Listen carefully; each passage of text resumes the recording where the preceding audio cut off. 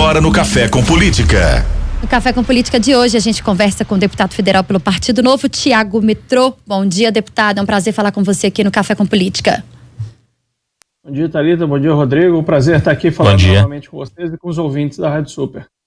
Deputado, o senhor e outros deputados mineiros preparam para lançar um edital de emendas para 2021. O que tem nesse edital?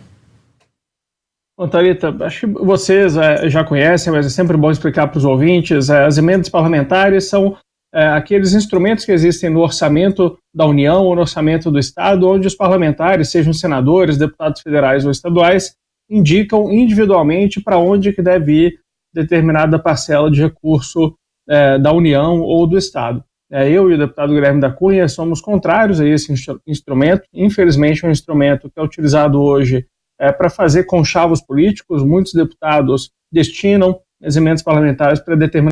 Perdemos o contato com o deputado Thiago Mitrô, um contato feito pela internet. O contato foi retomado com o deputado Thiago Mitrô, depois dessa interrupção de sinal que tivemos aí na sua internet, deputado. Mas o senhor estava explicando como é que está sendo feita essa destinação de recursos e dizia que vocês não concordam com o Instituto da Emenda Parlamentar, mas na impossibilidade de cancelar aquilo que seria a emenda parlamentar, vocês estão optando por fazer esse edital para a utilização dessas emendas, né?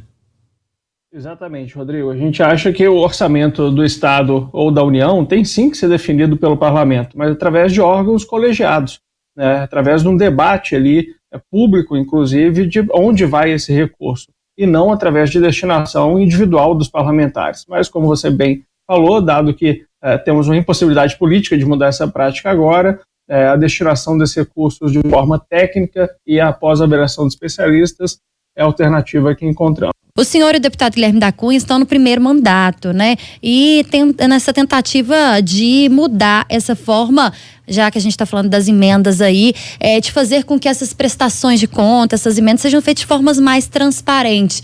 Qual que é o objetivo, deputado? Olha, Thalita, a gente tem dois objetivos com isso, né? Um é incentivar outros parlamentares a fazerem o mesmo, né? Quando você vivia até a legislatura passada um ambiente de normalidade, ninguém questionava a forma como as emendas parlamentares eram distribuídas, os parlamentares em geral não achavam que tinham outra alternativa que não fosse fazer o uso político dessas emendas, né? Então a gente teve no ano passado aqui na Câmara dos Deputados, por exemplo, dezenas de outros parlamentares, dezenas talvez não, mas ali uns 10 a 15 parlamentares que também optaram por fazer algo parecido.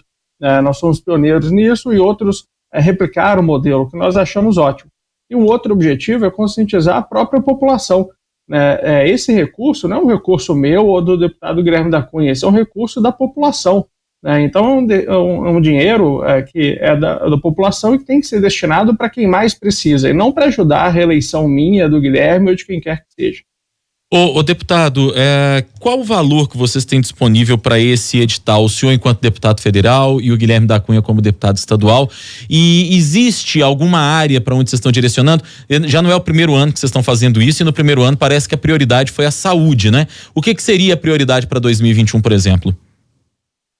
Rodrigo, nós acreditamos que são 4 as áreas prioritárias, 3 as áreas prioritárias de atuação do Estado, que é educação, saúde e segurança pública. Dentro de saúde, nós consideramos que saneamento básico também é essencial. E as regras hoje de distribuição das emendas exigem que 50% do valor das emendas sejam destinados à saúde, só que não incluem saneamento básico como saúde, o que nós discordamos. Então, nós abrimos essas 4 categorias: saúde, segurança, educação e saneamento básico. O valor a que temos direito é de cerca de 16 milhões de reais por ano aqui na Câmara dos Deputados e 6 milhões de reais por ano na Assembleia Legislativa, o que somam aí quase 22 milhões de reais. No ano passado, nós já fizemos uma seleção para destinar esses 22 milhões de reais. Com a pandemia esse ano e a necessidade de revermos inúmeras coisas, nós revimos parte da destinação desse recurso para destinar 8 milhões e meio para o combate ao coronavírus, para os hospitais da rede FHEMIG e para a FUNED realizar os testes, e, portanto, o edital que abrimos agora são dos 22 milhões para o ano que vem, diminuindo os 8 milhões e meio que nós realocamos de 2020 para 2021 para poder combater o coronavírus. Então, são cerca de 13 milhões de reais que o edital que abrimos hoje vão destinar. Deputada, a gente não pode deixar de falar de outros dois assuntos que envolvem aí o governo federal, tendo já com base essa fala do senhor de agora de 3, né, ou 4 pilares importantes aí para o estado, para um país.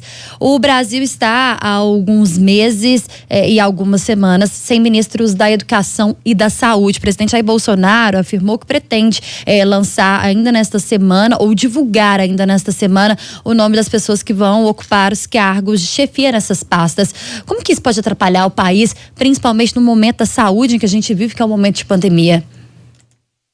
Thalita, você tem razão. É lamentável, né, que no meio da maior pandemia do último século, pelo menos, a gente tenha tido 2 trocas de ministro da Saúde, né?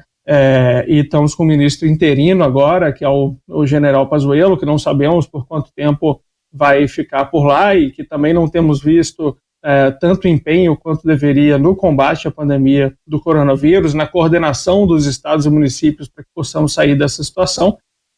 E, por outro lado, no Ministério da Educação, eu confesso que a minha sensação é que nós estamos sem ministro já faz 1 ano e meio, na verdade, né? Nem só nessas últimas semanas após a demissão do Weintraub, né? O Weintraub nunca ocupou o posto de ministro da Educação, ele preferiu ocupar um posto ali ideólogo, né? Ideólogo mor do governo federal, e não se preocupou com a educação brasileira de fato enquanto esteve por lá.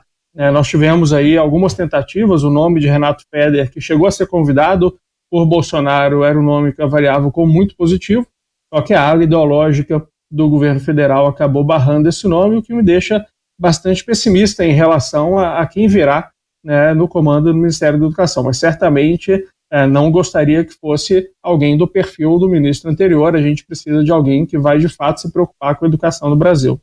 Ô, deputado, só mais uma questão aqui que envolve ainda as emendas. Tem a participação de um ouvinte aqui, deixa eu resgatar a participação dele, que mandou mensagem aqui pro 988-100-917.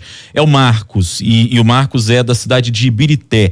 Ele está perguntando aqui o seguinte: o deputado está falando que esse dinheiro vai ser destinado, o dinheiro das emendas vai ser destinado para os municípios. Como é que pode ser feita uma inscrição para a apresentação de um projeto para essas emendas? É o prefeito quem faz? O cidadão pode participar disso? É a pergunta do Marcos de Ibirité. Bom, bacana, Marcos. Você tem, pelas regras de como as emendas são distribuídas, entidades que podem ser elegíveis. São elas secretarias municipais e estadual de saúde, de educação, hospitais filantrópicos, organizações sociais. Então, você entrando no site libertaminas.com.br, você tem o edital do projeto e você consegue lá identificar quais são as possíveis organizações proponentes. Como cidadão, o que você pode fazer é incentivar o prefeito e os secretários de saúde, educação ou hospitais da sua região a se inscreverem no projeto para que possam receber, então, esse recurso e participar da seleção que vai destinar esse recurso. A participação do cidadão é fundamental. Inúmeros dos projetos que se inscreveram no ano passado foram alertados, os órgãos públicos foram alertados pela própria população e daí se inscreveram. Então, recomendo que você procure a Prefeitura de Ibirité e as secretarias, especialmente de Educação e Saúde, para que possam inscrever seus projetos. E lembrando que o site libertaminas.com.br já estão abertas as inscrições. Também em relação à prestação de contas, deputado, como que ela é feita? E se realizada, né? Como que o cidadão também pode ter acesso? Thalita, esse é um ponto super importante. Já tem toda a prestação de contas padrão, né? Todas as emendas estão sujeitas aí à inspeção do TCU e de outros órgãos governamentais. No nosso caso, a gente inclusive incluiu no edital desse ano que a organização proponente tem que apresentar um plano de transparência e prestação de contas para a população. Não basta ter um bom projeto e ganhar tecnicamente, mas tem que também prestar contas para a população. Olha, compramos aqui esse equipamento com dinheiro público, estamos apresentando a nota fiscal, o comparativo de preço desse equipamento. Então a gente preza, no nosso mandato, nós temos voluntários que fiscalizam a implementação dos projetos que ganharam o edital de emendas, mas agora nós adicionamos essa inovação também de demandar que o próprio proponente faça um plano de prestação de contas para a população.